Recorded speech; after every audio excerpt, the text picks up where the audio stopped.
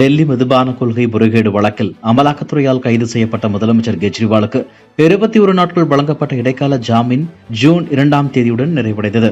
இதனால் கெஜ்ரிவால் திகார் சிறையில் சரணடைய புறப்பட்டார். காந்தி நினைவிடத்தில் மரியாதை செலுத்திய அவர் தனது மனைவியுடன் கர்நாட் அனுமன் கோயிலில் சாமி தரிசனம் செய்தார். இதையடுத்து அவர் ஆம் ஆத்மி கட்சி அலுவலகத்தில் கட்சி நிர்வாகிகளை சந்தித்தார்.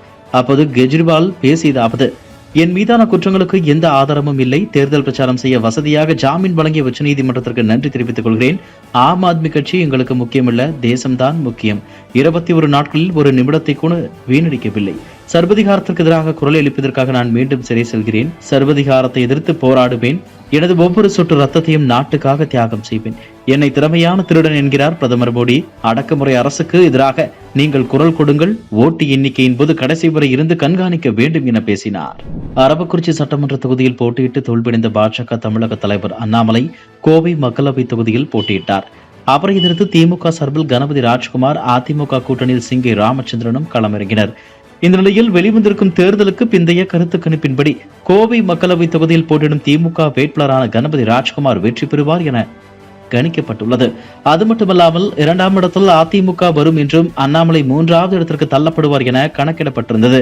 இந்த நிலையில் இந்த கணிப்புகளை பாஜக தலைவர் அண்ணாமலை நிராகரித்துள்ளார். இது தொடர்பாக பேசிய அவர், ஜூன் 4ஆம் தேதி அன்று உங்களுக்கு ஒரு இன்ப அதிர்ச்சி காத்திருக்கிறது. நாங்கள் நல்ல வாக்கு வித்தியாசத்தில் வெற்றி பெறுவோம் என்று பதிலளித்திருக்கிறார். அண்ணாமலை போட்டியிட்ட கோவை தொகுதியில் பிரதமர் நரேந்திர மோடி பிரம்மாண்டமான சாலை பேரணியில் பங்கேற்று அவருக்காக வாக்கு சேகரித்தது குறிப்பிடத்தக்கது. சென்னையில் இருந்து திருச்சி செல்லும் இண்டிகோ விமானத்தில் நடிகர் கருணாஸ் இருந்தார். விமான நிலையத்தில் கருணாஸ் வைத்திருந்த பையை அதிகாரிகள் சோதனை செய்தனர்.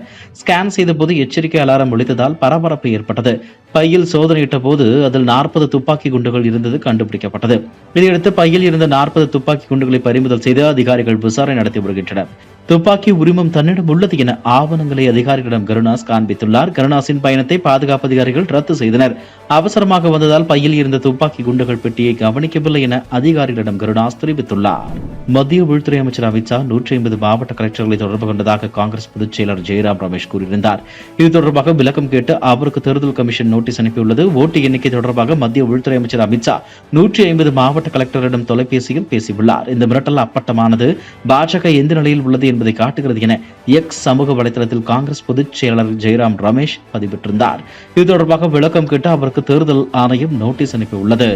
பாஜக மாநில தலைவர் அண்ணாமலை சாவர்கரை ஆங்கிலேயர்களின் காலடியை நக்கியவர் என்று கூறியதாக வீடியோ ஒன்று சமூக வலைதளங்களில் வைரலாகி வருகிறது.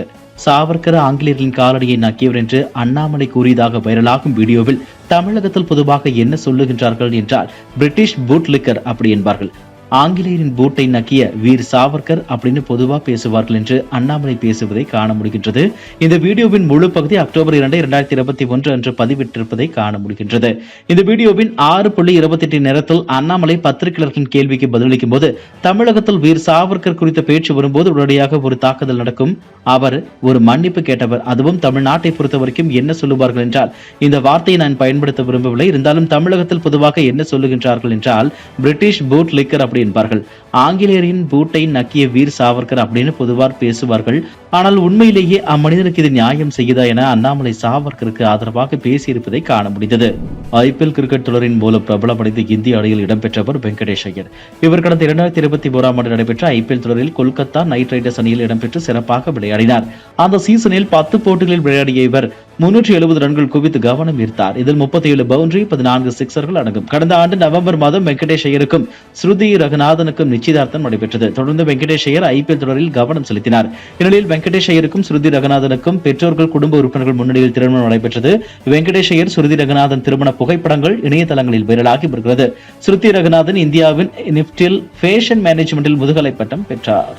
PSG கலை மற்றும் அறிவியல் கல்லூரியில் பிகாம் படித்து முடித்துள்ளார். தற்போது பெங்களூருவில் உள்ள life style international private limited நிறுவனத்தில் பணியாற்றி வருகிறார்.